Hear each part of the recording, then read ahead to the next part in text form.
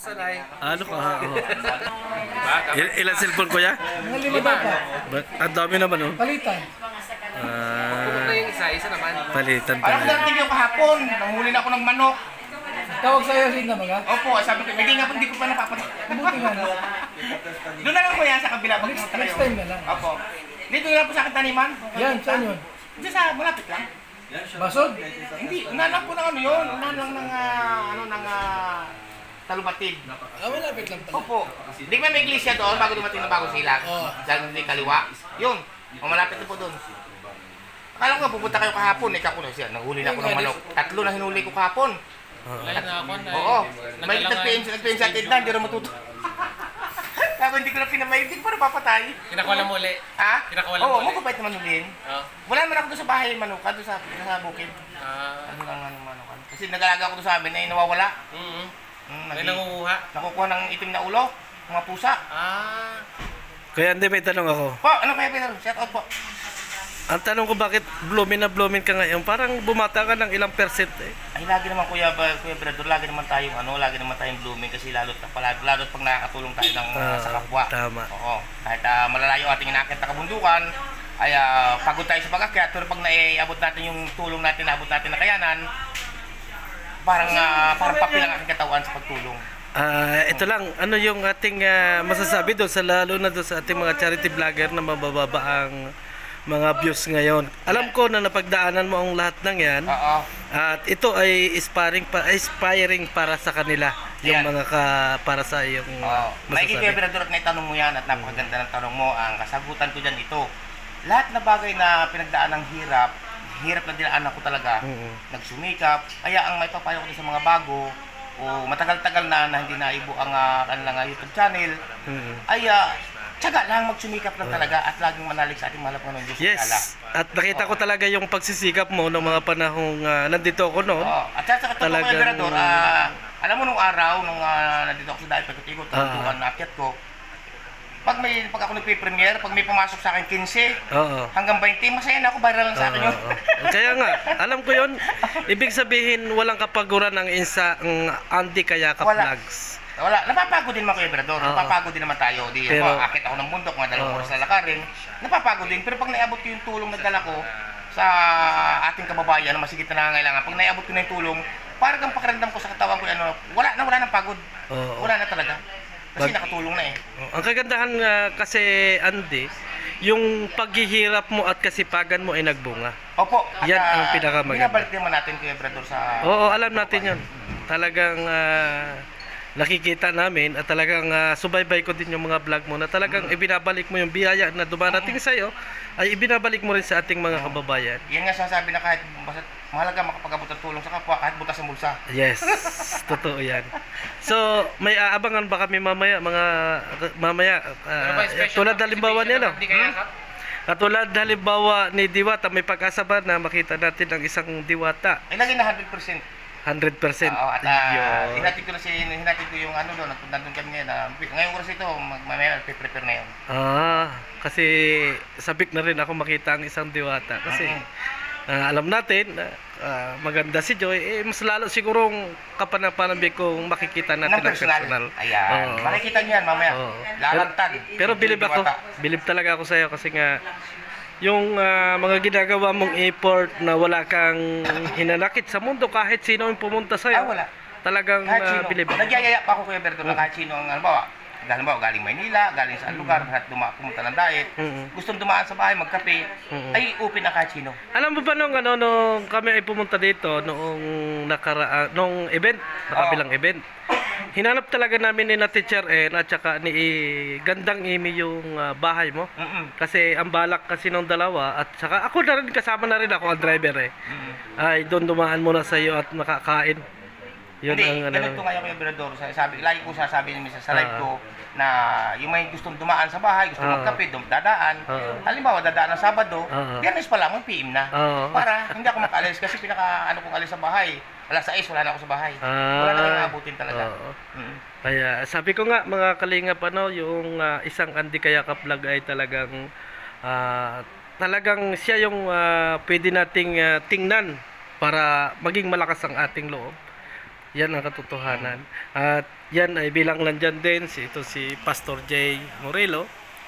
At tatanungin din natin mga kalingap kung ano yung kasi nakikita ko rin sa kanya yung ginagawa ni Andy na hindi siya nagrereklamo mababa o mataas ang views, ay nandyan lang siya. Naranasan ko talaga na walang taon, walang Oo. views. Pag ako nagpe-premiere o mag-upload ng video, may pumasok na 15, 14, viral na sa akin yun. Oo, totoo Viral yun, na talaga totoo. sa akin yun. Masaya na ako doon, Oo. alam nila ko yung Gabisira yan, Oo. na Joey the Great, alam nila yan. Kasi unang ginawa kita na reaction video as in wala pa 500 yung naging views ko. Pangatlo, naging 1,100. At nang ito nga na lumabas si Diwata at ikaw ay nabigyan ng break, talagang grabing laki ng nakamtan ko na views nung mga time na yun na ikaw ay nabigyan ng break ni Kalinga Prab. Sabi nga lang natin, sa tuwing nag-i-scout, nabibigyan ng break lalo na may ibigay natin kay Kalinga Prab. Opo, Kaya, tama. yun ang Marami na tayong ibigay kay Kalinga Prab, kay si Joy Diwata, Mm. si Aiden, Mm. Milka, Dorena, at sina yung may isa pa, may dalawa pa.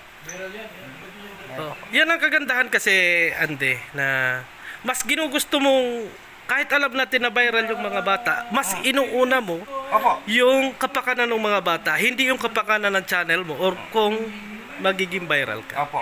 Katulad ni Joy, di ba? Alam natin viral si Joy. Pero, inaano mo, kung sinong mas makalaki ang nakakatulong kay Joy, ay doon siya. Doon natin yan. Oo. Kasi iniisip ko kasi nung Kuya Berador, naisip ko kasi noon, na nung na-scout ko si na Joy noon, kung naunahan, mataas ang views ko dyan noon. Sabi ko, kahit mataas ang views ko, hindi ko kaya na mapabahayan ito. Yun Kaya ang gusto automatic na natin. in-repair ko agad kay Kalinga Prab. Yun, oo. Oo. Kita Kaya naman sa awa natin. ng Diyos, nung na-repair ko, yun na, nag-boom talaga siya. Oo. At natulungan ang pamilya. Oo. Natulungan din ako. Yes, natulungan Kalinga ka rin. Prab, oo. Ganon din si Milka, ganon din si Eden. Kagandahan kasi nito, kahit hindi mo man ibinablog araw-araw si Joy, lagi mo na pupuntahan yung nanay niya, yung mga kapatid niya, diba? Marami akong update sa kanila na walang vlog. Oo, kaya nga. Ang binablog ko lang, ang may camera lang, pag yung may inaabot ako na padala ng mga sponsor. Yes, totoo yun. Ganun lang yun. Mm. Pero kung magbablog ako na wala akong ano sa kanila, basta vlog lang talaga, Oo. ay wala, hindi ko ginagawa. Oo, tama. Pero kung gustuhin ko, kahit araw-araw. Yes, oo naman, totoo naman. At nakikita ko rin sa mga ni Joy, na talagang nakikipag-coordinate din siya kaagad sa iyo kung Tama. halimbawa may mga problema katulad ng mga nakaraan na yung about sa ATM niya, kinukunta ka kaagad Opo. at mabilis kang makarescue sa mga At ganun. taga nga, yun nga, pupunta nga sana naman, pinuntahan agad namin yun, nung Oo. sa ATM, hindi na talaga inabot, sarado na. Oo, oo, Hapon na kami dito dumating nun. oo, panood ko yun eh. Kaya nga, sabi ko nga doon sa mga ibang maganda yung mga ginagawa ng ating mga charity vlogger at ma-inspire doon sa ating mga kagaya ninyo na may gumanda na yung mga channel dahil sa kanilang kasipagan. Sipag at tiyaga lang, Pastor J. Morelo. Diba? Sipag at tiyaga po, lahat talaga. ST. Huh? Sipag at syaga. Yes, Sipag at ST, tiyaga. sipag at tiyaga. Ito mga kaibigan, isa din sa hinahangaan nating mga charity vlogger na talagang hindi sumuko. Kasi noong panahon na bagong dating ako dito sa Dait mga kaibigan, talagang nakita natin ang isang Andy Kayakap na talagang umulan umaraw ay tinitingnan yung kanyang mga beneficiaries. Tama po. Totoo. Walang ulan, walang init. Talagang dire-diretso. Naka-tricycle Nung siya. araw nandito ako sa lighthouse, alas 4 ng madaling araw gising na ako niyan, Mm-mm. magwawalis. Pagkatapos ko magwalis, liligo na ako, alis na ako niyan, dilim pa. May isa pa ako nakikita na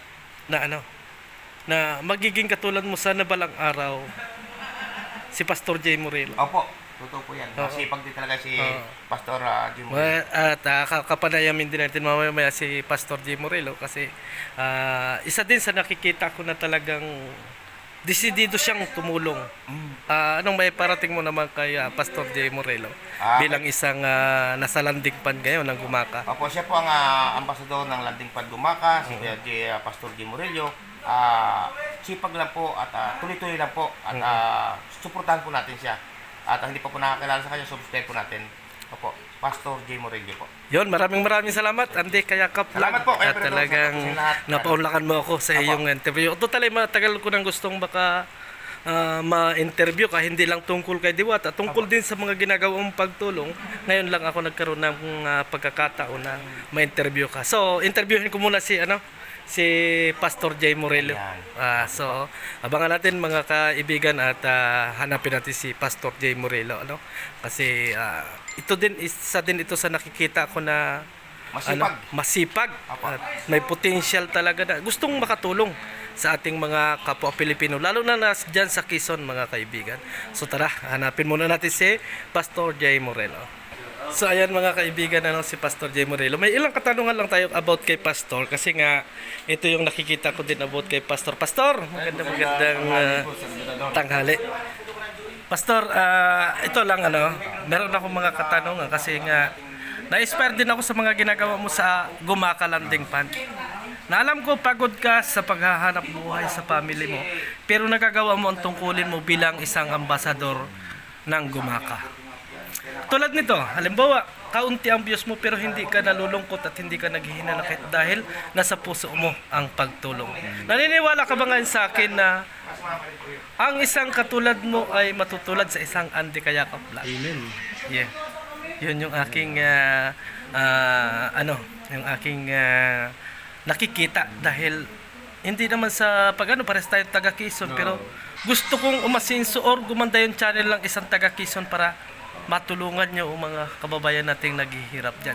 So ano naman Pastor ang nakikita mo kaya patuloy kang tumutulong sa ating mga kababayan? Ang isang bagay na nakikita ko, kasi ako, kumbaga ay alam mo yung pakaramdam ng taong nangangailangan ng tulong. Yes, totoo. At alam natin yung pakiramdam na kapag ang taong nangangailangan ng tulong ay nakatanggap ng tulong. Yes, yan. Kasi ang nasa isip ko, kumbaga ako kaya yung nilalagay ko yung sarili ko sa kanila. Oo. Kasi kapag yung ganun nasa isip natin na nilalagay natin yung ating sarili sa mga taong ating pinupuntahan, talagang hindi ka magsasawang tumulong. Oo, totoo yan. Parang ikaw yung nakakatanggap din ng tulong na ginagawa mo sa kanila. At higit sa lahat, ang isa sa ginagawa ko, masaya ako. Oo. Masaya ako dun sa ginagawa ko na sabi natin mababa man ang views. Ang mahalaga, masaya tayo at nakakatulong Yes, sa ating totoo. kapwa. Isa pa napapansin ko Pastor na talagang todo support ka sa mga programa ng Kalingap kasi every event nandito ka talaga, ano? At hindi ka bigyan ng imbitasyon kahit alam mo na sa announcement lang ay talagang nakakarating ka. Nagulat din ako kahapon kasi hindi ko talaga inisip na parating ang isang busy tao na walang iba kung hindi si Pastor Jay Morelo, Nakakabilib lang kasi na sana ay suportahan ang isang katulad ninyo, lalo na sa parte ng Quezon ay marami man vlogger sa atin sa Quezon, pero ikaw lang yung pumasok pagiging isang charity vlogger. Yun din yung katanungan ko sa iyo Pastor. Ang dami pwedeng i-vlog pero mas pinili mo ang pagiging isang charity vlogger. Katulad nito. May hitsura, may talento at pwede ka naman gumawa ng ibang content lalo kung halimbawa politics kasi meron kang magaling kang magsalita, magaling kang magpaliwanag. Pero bakit charity vlogger ang napasok mo, Pastor Jay Morelo? Bakit charity vlogger ang aking napasok? Parang mahirap na katanungan. Hindi, mas madali yan kasi alam ko na nasa puso. Kung bakit charity vlogger ang aking pinasok, na una-una na-inspire ako kay Kuya Bal. Yes. Isa ginagawa niyang paglingap at pagtulong. At kung bakit charity vlogger yung aking pinasok, sapagkat alam natin na maraming nangangailangan ng tulong. Yes. At ang kagandahan nito, minsan lang tayo mabubuhay sa mundong ito.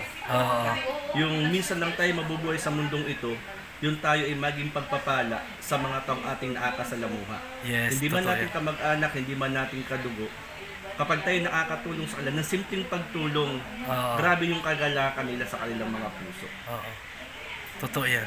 Alam mo bang sa bawat punta ninyo dito ay lalo ninyong napapasaya ang isang Balsantos Matubang? Oo.